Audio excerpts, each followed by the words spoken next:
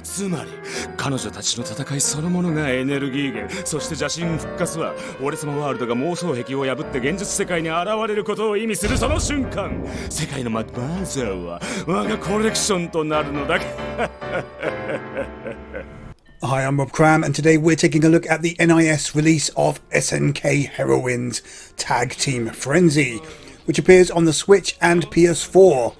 The Switch version sees a physical release in the West, whereas the PS4 version is digital only. The premise here is a selection of ladies from the SNK series are kidnapped and then transported to a pocket dimension. A male character called Kukri aims to merge his dimension with the real world. He insists the ladies fight each other if they wish to escape. However, this is just a ruse for him to gather their energy and pervert them for good measure. It also appears his aim is to collect sand versions of the females to add to his personal collection. So there is a good reason to fight then and thwart his evil plans. On the surface, SNK Heroines is not your typical fighting game in the sense that it opts for an all-inclusive approach. The fighting process is a much more simplified version of past glories, which enables newcomers to button mash their way to victory. What this means is one-touch attacks and easily performed specials. No real input commands are required here, rather players simply chain together moves using buttons and directions. There is obviously an opportunity for a bit of flair for advanced players, but it's not in the same league as SNK's other offerings. There are a few modes on offer, such as a 7-match story mode, and as the name implies, you get to choose 2 ladies to fight with. The idea here is that one player attacks, whilst the other, trapped in sand, offers support. Now you can tag characters in and out at will, which is good. What is interesting is that the support character can aid the other by using items the attacking character collects during fights. These range from health increases, extra stamina, traps, poison and bombs. Items which can give you the edge during each round. The main tactics, aside from being accomplished at performing moves, blocking and evading, lies with your stamina meter. Stamina allows you to perform special attacks and finishers. However, this depletes quite quickly, and if used frequently, attacks then become weaker. Players have to balance careful use of stamina draining attacks, all the while avoiding the opposing players increasing stamina when they are being hit. So it is quite easy for the player getting a beating to turn the tables. The system here is neat, filled with flamboyant visuals and moves fans will be familiar with. It all works well in combination of tagging in and out and using the items. A fighting game tug of war, so to speak. Victory comes from performing a dream finish, which requires a certain amount of stamina and the opponent's health gauge to be in the red. If you keep beating them down, then you can stun them for an easy victory. The other modes include training, tutorial, survival and versus against human or AI. There is also an online component for those who wish to test their mettle against others. However, one of the more fleshed out parts of the game comes in the form of character customization and image creation. It is here where coins earned by winning fights across all the modes can be spent on new costumes and accessories.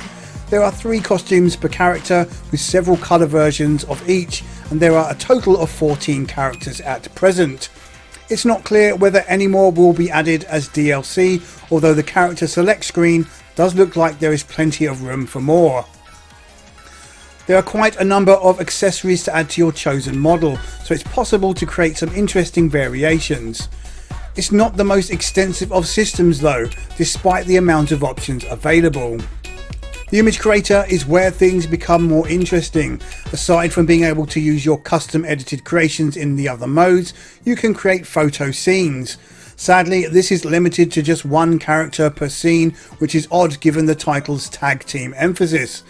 You can also select a pose, zoom in, pan and generally place the model where you like on the screen.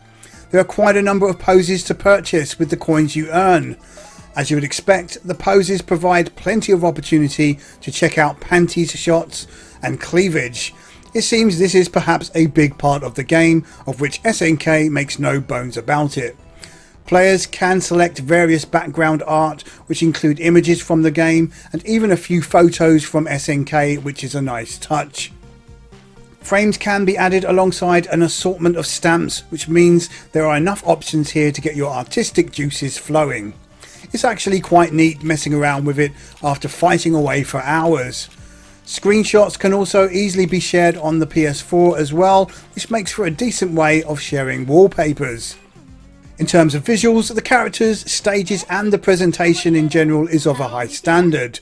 During fights, there are plenty of cool visual flourishes which make the screen awash with vibrant colours.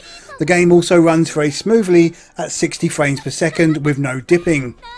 Audio is also good with a creepy announcer for English speakers, but what's neat is once you learn the ropes, you can change the announcer to Japanese using one of the ladies' voices instead.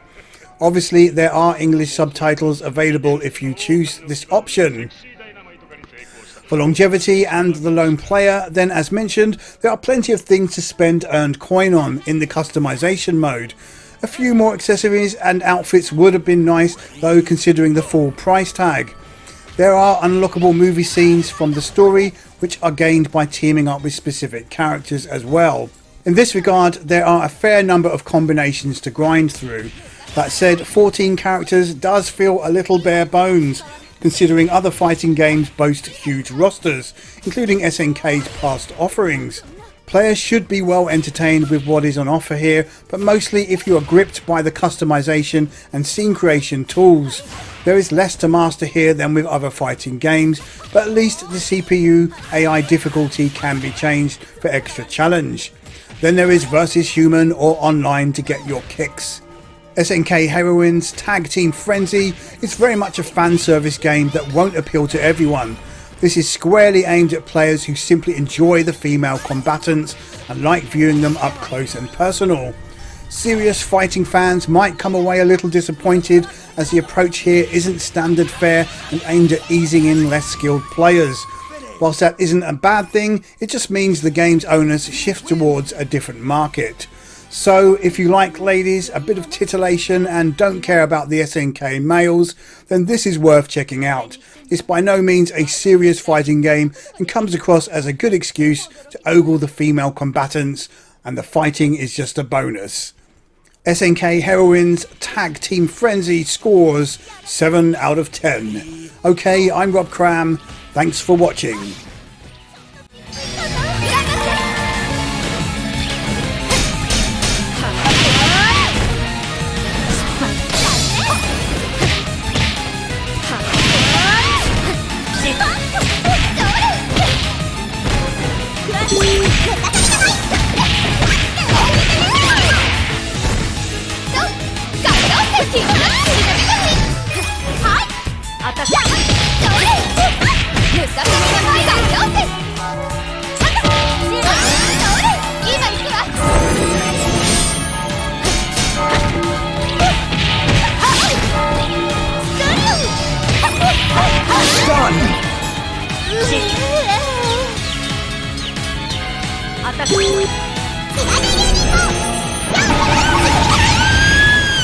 Finish!